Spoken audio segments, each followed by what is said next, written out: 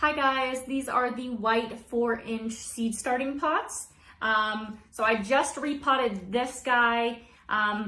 So a few things that I was really impressed with was the quality of the actual container. It's nice and sturdy and thick, but still movable, so you can pop the plant out when you need to. These are ones I've had before and they're just paper thin, so it made it hard just replanting to not scrunch up like an accordion sometimes.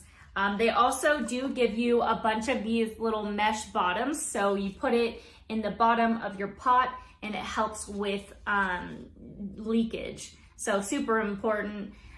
One thing I do love about the bottom too is the different levels, so it's a little bit raised, so it's supposed to help with root rot, especially when you have seedlings or young plants. They're more vulnerable to that and just dying. So anything to help that, I love it. So overall, great quality, comes with a ton. So if you're a plant lover like me, you have millions to go. But if that's what you're looking for, definitely check these out.